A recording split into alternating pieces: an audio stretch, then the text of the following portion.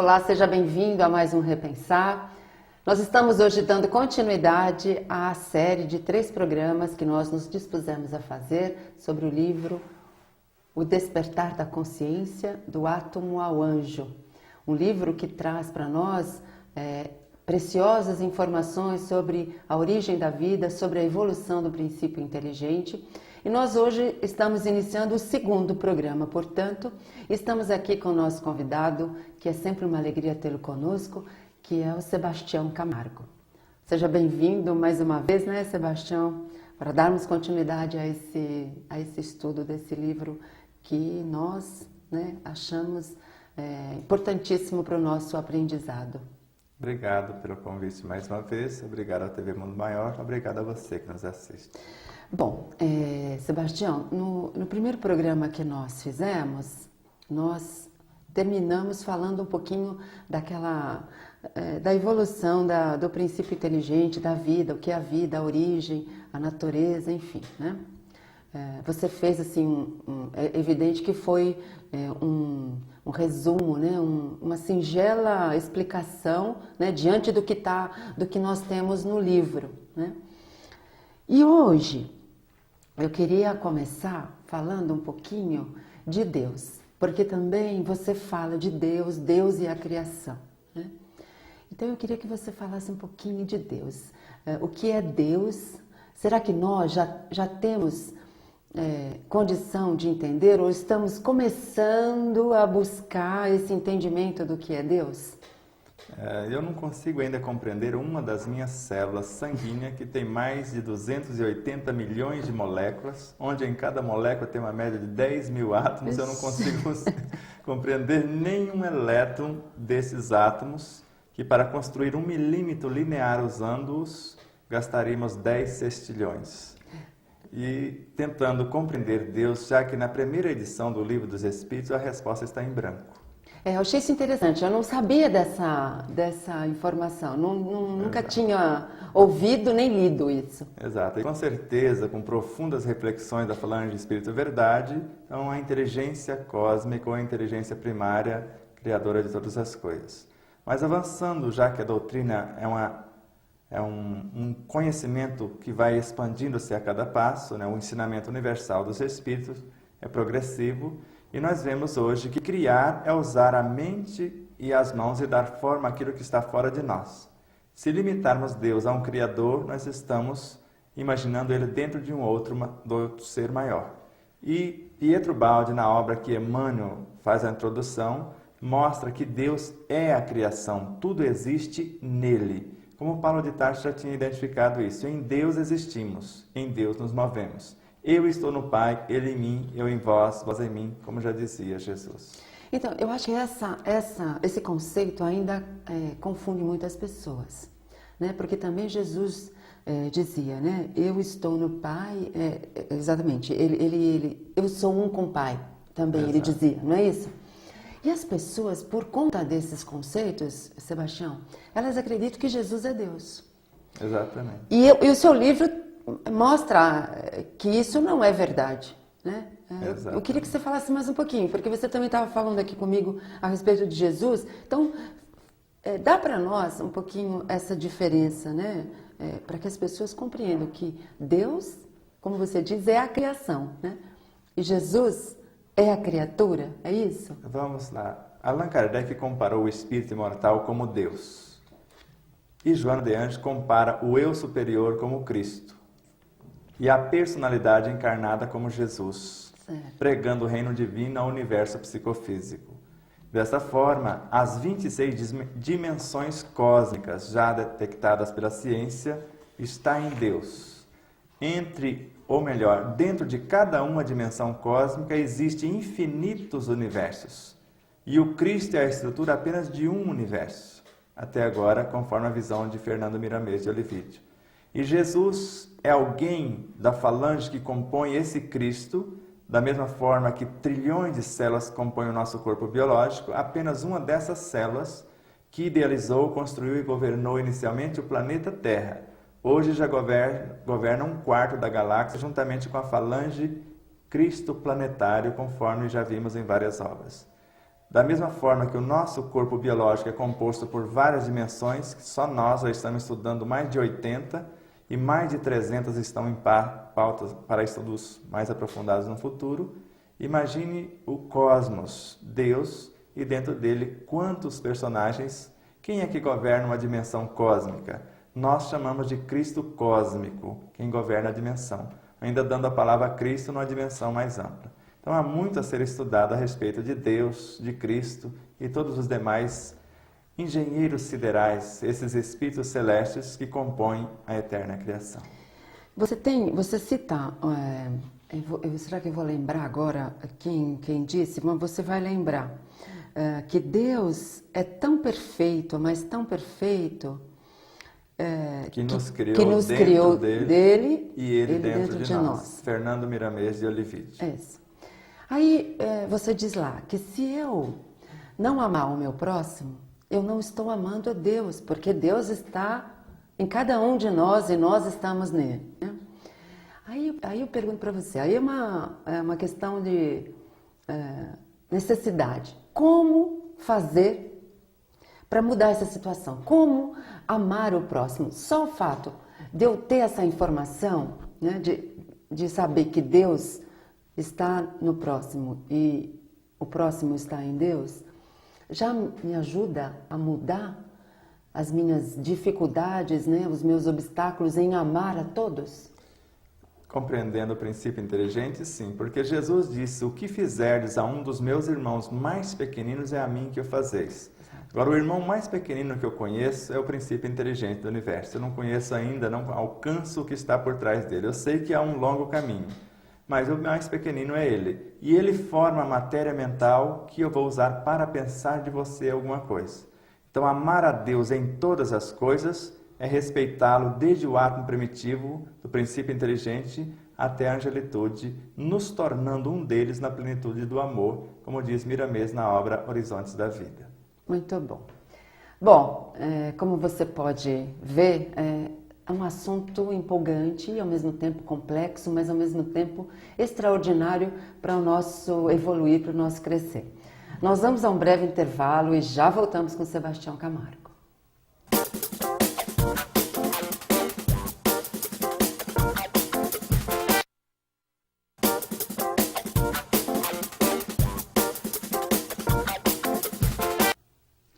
Estamos de volta com o Repensar, hoje no segundo programa de uma série de 3, falando do livro O Despertar da Consciência, do Átomo ao Anjo, e nós estamos aqui com o seu autor, Sebastião Camargo. Bom, Sebastião, tem muito o que falar desse livro e aqui nós teríamos que fazer pelo menos uns 10 programas para a gente falar de todo o livro, né? Porque ele tem 15 capítulos, é isso? Exatamente. 15 capítulos. Mas eu queria... no primeiro programa, a gente falou dos reinos da vida, da origem da vida. Mas você, num determinado ponto lá, você segue com... Além do reino hominal, porque nós estamos hoje no reino hominal, né? Mas você fala do reino angelical e do reino celestial, né? Nós estamos numa etapa ainda baixa no comecinho do reino hominal, né? Nos primeiros degraus, né? dessa escada, né? Agora, nós podemos acelerar esse processo para chegarmos a esses outros reinos melhores, mais felizes, ou tudo vai ser a um tempo determinado? Vamos lá. Segundo o que está no Livro dos Espíritos, na questão 585, nós somos a força mecânica que rege o reino mineral, a sensibilidade que rege o vegetal, o instinto que rege o animal, a razão que rege o homem, a intuição que rege o anjo, já que nós estamos a caminho da angelitude. E assim sendo, dominamos, que é a palavra que está usada lá, todas as outras classes. Que outras classes são essas? Aquelas que Galileu diz na obra A Gênesis que existe tantos reinos naturais das consciências elementais que não daria para descrever. E já passamos por todos esses reinos elementais também e já estamos nesse ponto. Por isso nós vemos nesta ascensão rumo à angelitude que não apenas evoluímos como consciência cósmica, mas arrastamos atrás de nós uma infinidade de reinos rumo à angelitude. Agora, você falou de elemental. A gente também ouve muita informação, muito comentário. O que é um elemental? O que é elemental? O que são os elementais? Né? As pessoas ainda também têm, né, mesmo no centro espírita, onde a gente estuda a doutrina dos espíritos, existe ainda divergência de informações. Né? Então eu queria, já que o seu livro fala disso, eu queria que você falasse um pouquinho também. Para os desejosos de estudar, verá que na obra Nosso Lar fala-se de 8 entidades elementais entre o animal e o homem, Certo. As entidades que cuidam das florestas. Mas Narcisa questionou a elas onde estavam as mangueiras e os eucaliptos para colher a essência dessas duas árvores para curar um personagem. E nós sabemos que a obra não está no seu conteúdo integral e não sabemos como ela fez isso. Mas Fernando Miramês de Olivídio, resgatando a informação na obra Francisco de Assis, mostra Francisco de Assis dialogando com pequenas entidades que entravam e saíam do caule das árvores. E ao mesmo tempo mostra outras entidades em plano menor do reino elemental, governando as moléculas das essências que foram colhidas e inclusive da água usada. André Luiz, na obra Libertação, mostra essas entidades pequeninas como matéria mental, dizendo que a mente estuda, arquiteta, determina e materializa os desejos que lhes são peculiares na matéria que está em torno, e essa matéria é sempre formada por vidas inferiores inumeráveis em processo de evolução nos quadros do universo sem fim. Pietro Baldi e Emmanuel, antes Emmanuel. Emmanuel mostra essa energia agora dentro da mente, gerando os infracorpúsculos, seres vivos. Pietro Baldi conversa com elas no plano da mente. Ou melhor, elas identificam a tua presença, dizendo: quem és tu que nos ouve? Ouça, nós existimos, nós te falamos. Então, mas aí vai ser talvez uma pergunta bem de alguém leigo, né? Ou de alguém ignorante. Então, Sebastião, essas criaturas, elas estão intermediárias entre o reino hominal e os outros reinos ou não? Aí elas existem, mas isso é só a ponta do iceberg. Você viu que eu disse que elas estão entre o animal e o homem. Ah, sim. Está no íntimo das árvores, Certo. Estão governando as essências, estão em todas as partes. Onde houver 2 ou mais, aí eu estarei. Não foi isso que disse Jesus? Isso mesmo. Os mais pequeninos não são os princípios inteligentes? Certo. Onde unem-se 2 princípios inteligentes forma a primeira consciência elemental. Eles certo. compõem a matéria mental determinante, que nós chamamos também de fluido cósmico universal. E aí surge a consciência ou matéria elementar, como diz Allan Kardec, e depois espíritos elementares, forças da natureza, espíritos da natureza, princípios inteligentes, como ele disse, não, protetores invisíveis, melhor dizendo, ou seres inferiores da criação. Ele usou todos esses nomes para falar deles, já que na época não havia uma compreensão mais profunda. Hoje, já que ele próprio nos autoriza para coisas novas, palavras novas, para diferenciar a consciência elemental desses reinos, desse reino entre o animal e o homem, que eles chamam apenas de gnomos, de duendes, de fadas.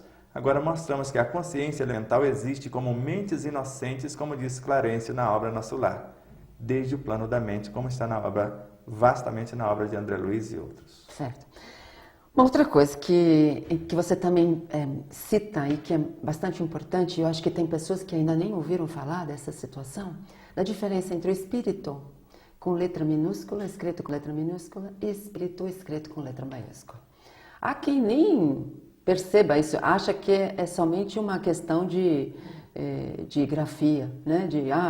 Um escreveu com letra minúscula, outro escreveu com letra maiúscula. Qual que é a diferença entre um e outro? Porque se ele não atentar para isso, como que ele vai entender que na questão 22A diz que o agente, o intermediário, é a matéria primitiva? Quer dizer, o ser que faz o papel de perispírito e de corpo físico do princípio inteligente é a matéria primitiva. Na questão 27 vai dizer que o intermediário entre o espírito e a matéria primitiva é o fluido universal. Na questão 65 vai dizer que o intermediário que liga o espírito à retaguarda é o princípio vital. Na questão 540, ainda falando do princípio inteligente, diz que o intermediário é a energia vital. E só a partir da questão 76, onde o ser já foi individualizado, que aparece a palavra perispírito, por exemplo. Então nós vemos o espírito, princípio inteligente com letra minúscula, o espírito individualidade conforme a questão 76 com letra maiúscula, para diferenciar, para que não haja confusão. Ou dizendo, aqui há a semente, princípio inteligente, aqui há a árvore, que é uma somatória deste. Certo, muito bom. Bom, você está aí desfrutando desse aprendizado, dessas informações importantes e nós vamos fazer um convite a você. Se você quiser colaborar para que mais pessoas tenham acesso a essas informações, torne-se um divulgador da doutrina dos espíritos e ajude a TV Mundo Maior a crescer. Ligue 0800 12 18 38 e associe-se. A Fundação Espírita André Luiz agradece a sua contribuição. Nós vamos a um breve intervalo e já voltamos falando um pouquinho mais com Sebastião Camargo.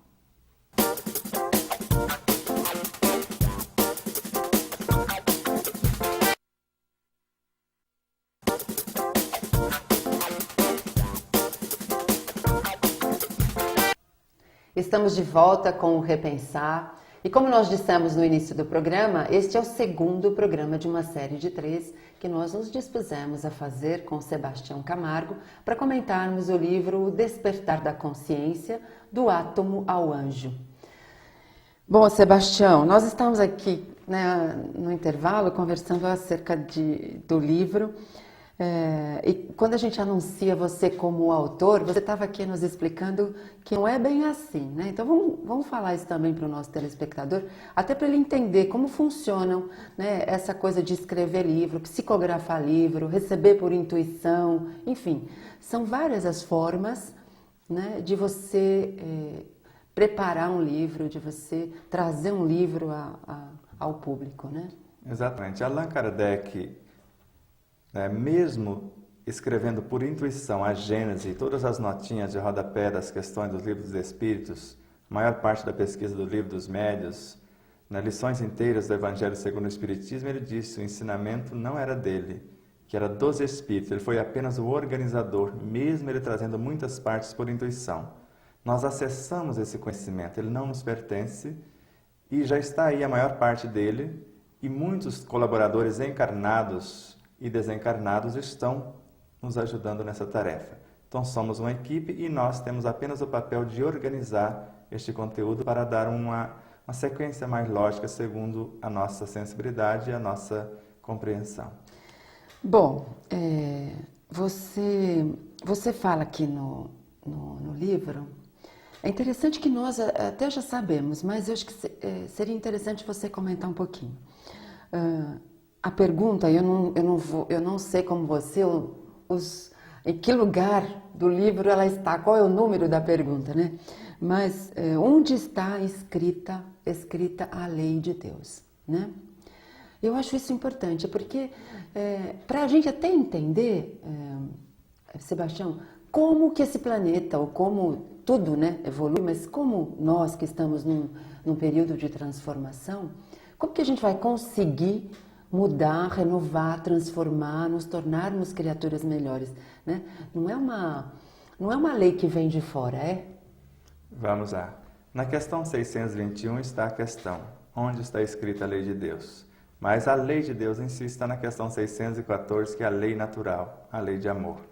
Então nós vemos que ela está escrita na consciência do espírito individualizado que já passou por todo o processo. Esse é o espírito com letra maiúscula. Exatamente. No princípio inteligente ainda, quando os elementos estavam misturados, ele estava aprendendo apenas a lei de atração. Gravou, agora na segunda classe, lei de gravitação. Gravou, agora ele aprende a lei de repulsão. Então ele vai gravando segundo o aprendizado. Da mesma forma que nós não temos em nós a Constituição do país, por exemplo, gravada em nossa consciência. Certo. Nós não sabemos de cor e salteado. Mas se eu precisar compreender um dever ou um direito, aí eu vou lá buscar e gravo ela segundo os meus interesses. Então, cada lição que vamos assimilando, até porque nós sabemos que nós conhecemos apenas fragmentos da lei cósmica, conforme Jesus trouxe uma parte, vários outros já trouxeram e continuam sendo trazidas a cada hora novas informações. Então, a lei total não a temos ainda, mas segundo o nosso tamanho e estágio em que nos encontramos, já temos todo o nosso potencial, conforme está no Evangelho segundo o Espiritismo, a síntese de tudo, de todas as revelações do princípio inteligente que no início era instinto, mais avançado sensação, mais instruído e purificado o sentimento, e no ápice desse sentimento, quando individualiza, aí agora a síntese de todo o seu aprendizado. Então nós estamos no sentimento já, é isso? Nós estamos no sentimento a caminho da virtude, a caminho da intuição, que é a síntese de todas as virtudes.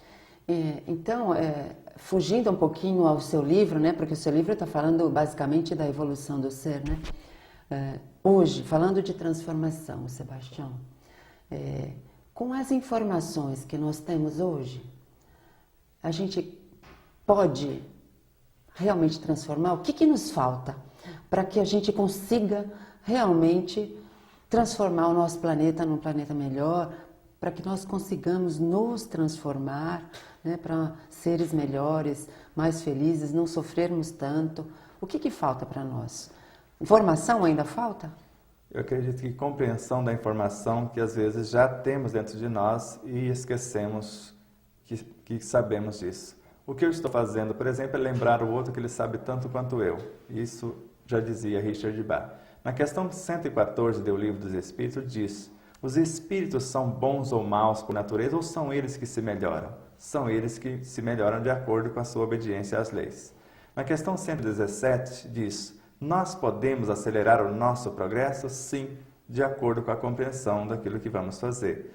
E nós sabemos ainda que o progresso não depende do homem, mas o homem pode acelerar o progresso. Se eu compreendo, conforme Allan Kardec coloca no Livro dos Médiuns, que a estrutura do grafite, do carvão, tem a mesma quantidade de elementos do diamante, e se eu mudar apenas a conformação molecular, só a direção, ele se transforma em diamante instantaneamente. Mas se eu não souber fazer isso, ele vai gastar mais ou menos 5 bilhões de anos até se transformar neste. Muito bom. Então, só falta para nós ação, né?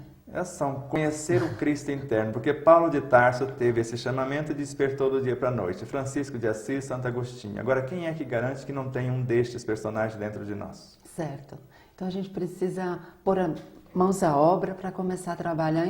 Porque acho que quando a gente começa a trabalhar em favor do próximo, na verdade a gente está trabalhando em nosso próprio favor, né? Porque quando a gente consegue fazer o bem ao próximo, a gente está se tornando melhor, não é isso? Exato, eu estou exercitando os meus potenciais. Para que eu pense bem de você, eu vou atrair a energia mental e criar alguma situação. Eu estou exercitando a paciência, a ternura, a compreensão, a tolerância, iluminando-se primeiro. Por isso que somos auxiliados quando auxiliamos, como diz Emmanuel. Então a gente precisa começar a mudar um pouco o pensamento, é isso? Exato. Que vai ser um dos temas do nosso terceiro programa, porque eu acho que também é bastante importante mostrar para as pessoas, né, a importância do pensamento, porque muitas vezes a gente acha que só erra por palavras, né? Só quando eu pronuncio, quando eu ponho para fora o meu pensamento é que eu estou errando ou acertando, mas já no pensamento eu também já estou acertando ou errando, não é isso? Exatamente. Allan Kardec anotou em A Gênese que a vontade e o pensamento são para os espíritos o que são as mãos para os homens. Então, através desse mecanismo, a vontade como gerente da mente e o pensamento como mecanismo de criação, nós podemos não apenas criar a nossa realidade, mas contribuir para que outros se iluminem também. Muito bom, Sebastião. A gente agradece mais uma vez essa oportunidade de estar com você, recebendo essas informações, aprendendo um pouquinho mais, né? Relembrando alguma coisinha que já está aprendida. É uma alegria tê-lo conosco. A alegria é nossa e a nossa eterna gratidão a Ti, a TV Mundo Maior e a cada um daqueles que nos assistem. Se você quiser nos enviar alguma sugestão, repensar@tvmundomaior.com.br. Nós agradecemos a sua audiência, o seu carinho, a sua atenção. Contamos com você no próximo programa. Até lá!